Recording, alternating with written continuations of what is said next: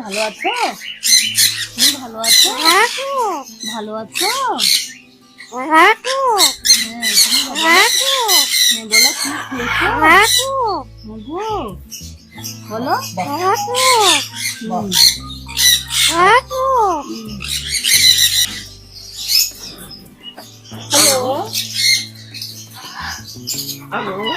hello hello hello